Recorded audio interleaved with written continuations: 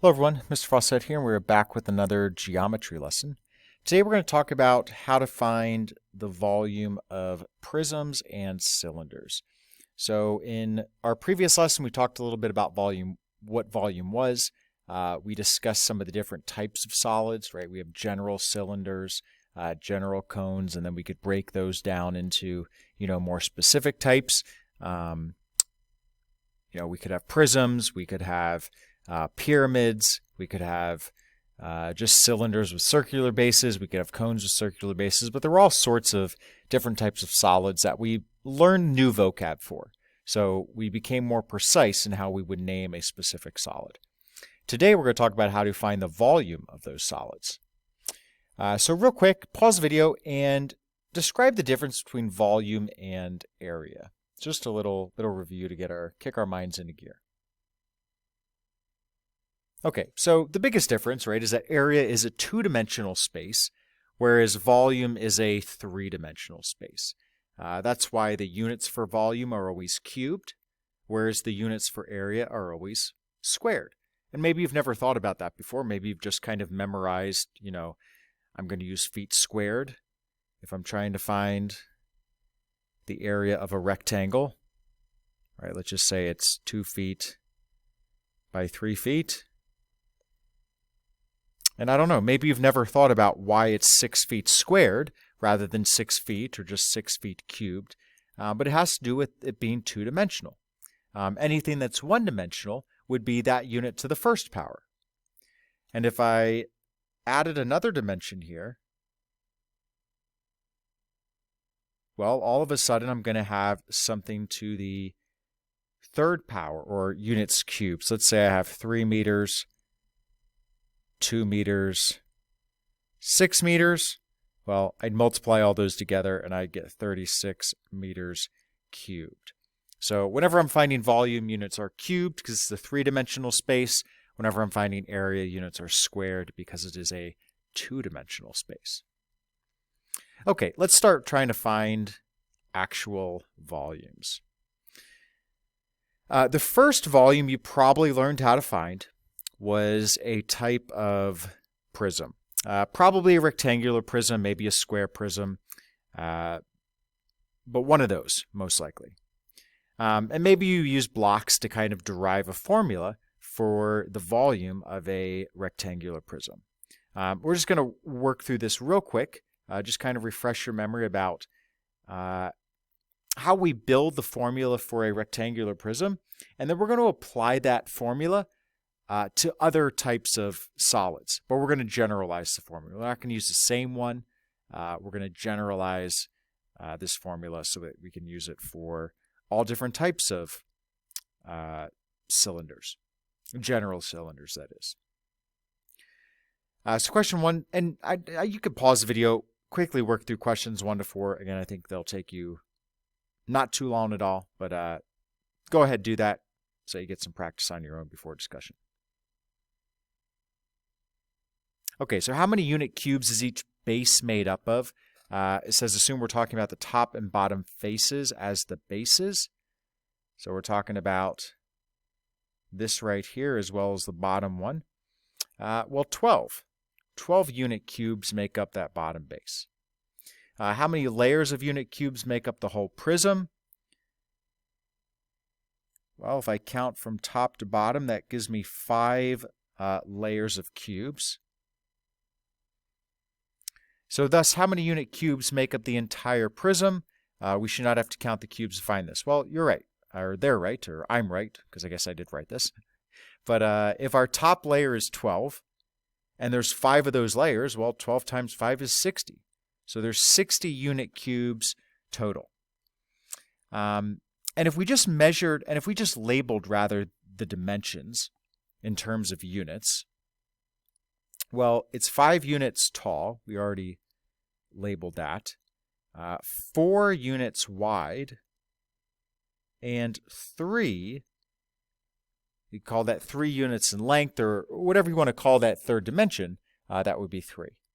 And you'll notice, right, if we didn't actually have cubes here, right, if we just had, 3 feet or 3 inches or 3 centimeters, whatever those dimensions, Well, we could just multiply those all together, 3 times 4 times 5, and we would still get the correct volume. The size of the cubes may change, right? If I change that 3, 4, and 5 to 3 inches, 4 inches, and 5 inches, well, then all of a sudden, each of these cubes, right, becomes a cubic inch. If I change those numbers in terms of feet, right, then each of those cubes would be a cubic foot, etc. But either way, the process is still the same. To find the volume of a rectangular prism, we multiply the length times the width times the height. And we'll kind of get to this on the other page, but let's think about what the length and the width represent. Well, those are the 3 and the 4. We'll just call the 3 the length, the 4 the width. But the length times width, well, that represents area of the base. So we could actually rewrite this another way. We could say volume is equal to the area of the base times the height. And the reason this is an attractive formula is because what if we had a triangular prism? Right? Maybe we have to think back to what the definition of a prism is. So let me sketch one here. Let's say I had a triangular prism.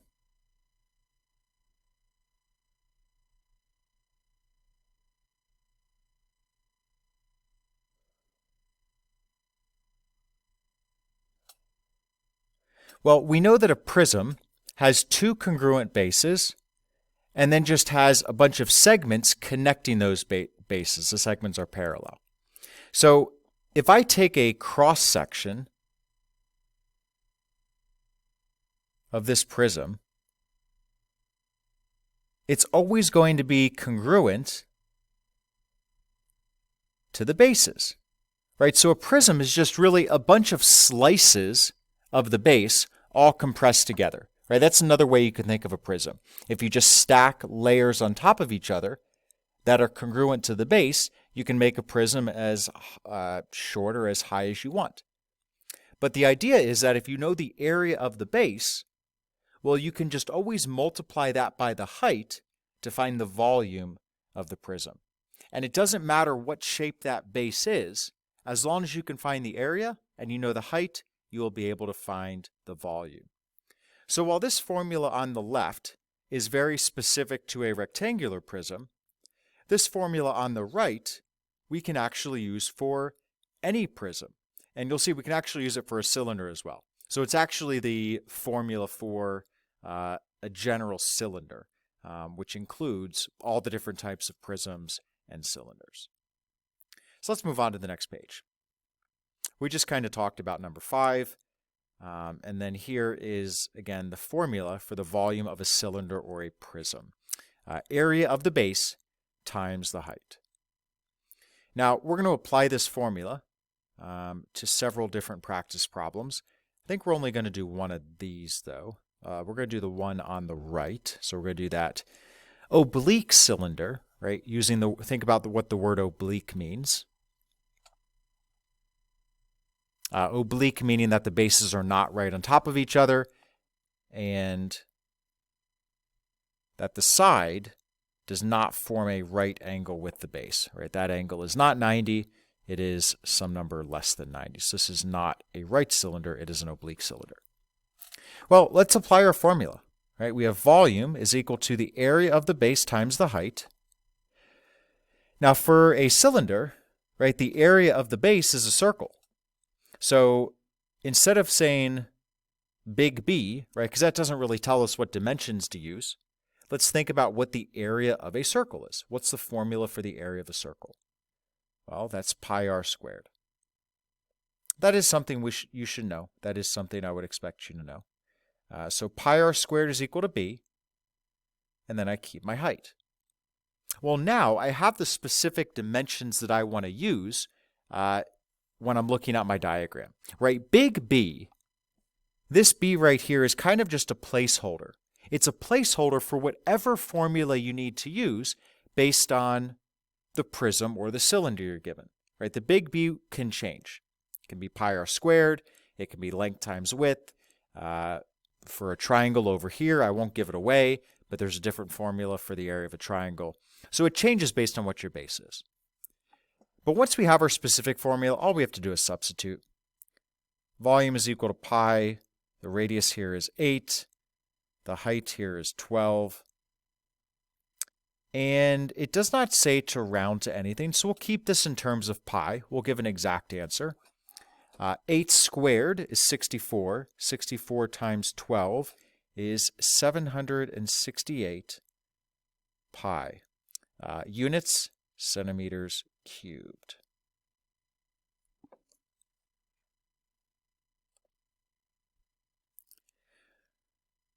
So we would apply the same idea to the problem on the left, just a different formula. Well, same general formula, but different specific formula. Same thing down here. You've got a rectangular prism. And number three is a bit of a tough one, right? Because we have a pentagonal prism. Bases are pentagons. And you may have to use some intuition to figure out what the area of a pentagon is, right? It's not a formula you're going to have memorized.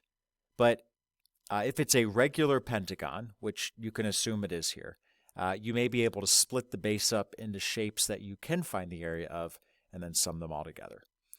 So we'll let you work on that on your own, or we'll do that in class, but we're not going to do it on the video.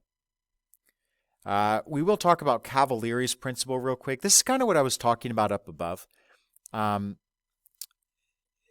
Back up above, I was saying if we have a prism, right, you could slice. Let me just sketch this again.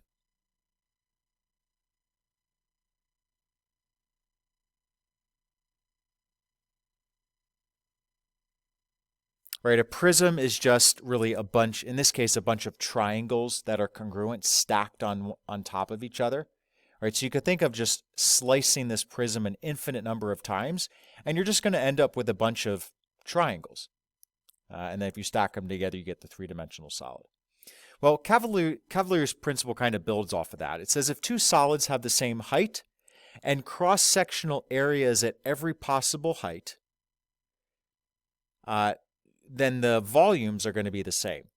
So this actually works for any type of solid. It does not have to be specifically for prisms. You could think about this. What if they had a, let me think about a cool three-dimensional figure to sketch. So I just drew two, I don't know, maybe they look kind of cool to you, but they're just not shapes that we're familiar with, right? But based off of Cavalier's principle, if I take the cross-sections at the same height, right? So I'd be comparing the top bases, the bottom bases, and then I'd have an infinite number of slices in between those bases. Well, if I compare a slice from the green with a slice from the pink that are at the same height, right? So let's say these two are both at a height of 10. Right? We don't have any units, but we'll just say 10 units for now. If those are the same, or congruent rather, and every other slice compared from the green compared with the corresponding slice of the pink are congruent, then we could say that the figures are congruent. Right? If we just take the figures as a whole, well, the green one looks slanted over, right? The pink one looks like it's more straight up. So we may not be able to think that they're congruent right off the bat. But if we use this Cavalier's principle and we compared each cross-sectional area with the corresponding cross-sectional area of the other solid based on the height, then we could actually have a proof that they're congruent. Just not something you're going to be tested on necessarily, just something cool to think about. I think it's also cool to think that, you know, these solids are really just an infinite amount of two-dimensional figures stacked on top of one another. It sort of gets into a calculus idea where if you have an infinite amount of two-dimensional things, somehow you're able to create a three-dimensional figure. It's kind of hard to wrap your brain around. In fact, let me go off on a little tangent here because I think it's interesting to think of. And actually, let me clear all of this. Let's say I just have a square prism.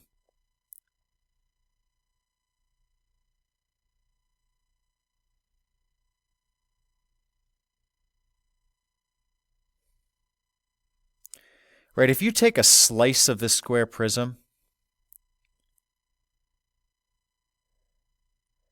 by itself, right, that slice has no height, right, because it's just two-dimensional. It's a cross-section. It's two-dimensional. It just has a length and a width. But if you take an infinite amount of those slices, well, they will together have a height, right? They'll have a height of whatever this prism is. So I don't know. So sometimes when you first think about that, how can a bunch of things that have no height themselves, right? If they have zero height, well, even if I have an infinite amount of them, if they all have zero height, how do they create this thing that does have a height? But something to just think about. We're not going to continue too much. We're not going to continue at all with that question now. But it is something you'll dive more into as you take higher level math classes. All right, enough of Cavalier's principle. That turned out to be a lot longer discussion than I initially planned for, but sometimes tangents are good. Our last question of the day is going to deal with composite solids. Composite solids are just solids that are made up of multiple different solids, right? So you kind of just break them apart, and then you sum the components to get the volume of the whole, right? So here we have a triangular prism and a cylinder. Up here we have a prism with a little tube cut out of it. So in this case, we wouldn't actually add both of these. We'd do some subtraction. But we only have time for one in the video, so we're going to do number 2. So we need to find 2 volumes, the volume of the cylinder and the volume of the triangular prism. Now, make sure you figure out all the dimensions. There's some dimensions that you need that are not given specifically in your diagrams. So you may have to do some work to find those before you're actually able to find the volumes. So pause the video, see if you're able to do it, and then join us back to wrap it up.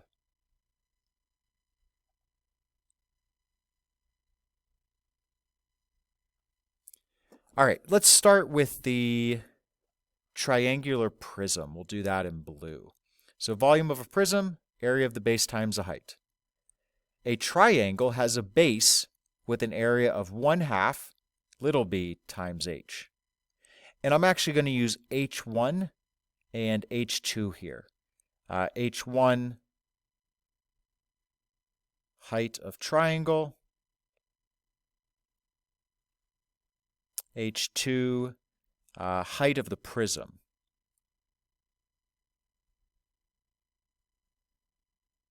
And those two do not end up being the same here.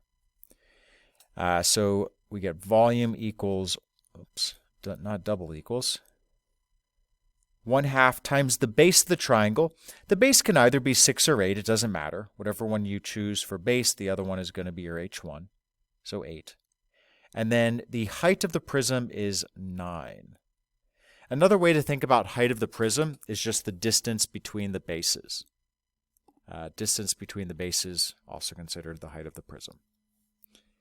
If we simplify here, we end up getting 1/2 times 6, which is 3, times 8, 24, times 9, 216 meters cubed. So that's one of the volumes we need to figure out. Now we need to figure out the volume of the cylinder. So again, we'll start with volume equals area of the base times the height. For a cylinder, that's going to be pi r squared times h. Now the problem is we don't know what the radius is. We know what the height is, but not the radius. The radius, we can actually see that this prism touches these two edges of the prism. So if we could find this diameter, or that diameter's the distance there, we could just split it in half to find the radius. Well, to do that, we need to employ the Pythagorean theorem. Right, so we'll call this d. So 6 squared plus 8 squared equals d squared.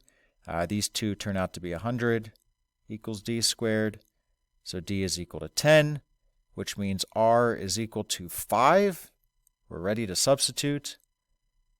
Volume equals pi times 5 squared times 5. That actually gives me 125 pi meters cubed. So we have both of my individual volumes. Now I just need to add them together to get our total volume. And it does say round your answer to the nearest cubic meter. So we're going to have 216 plus 125 pi. That is approximately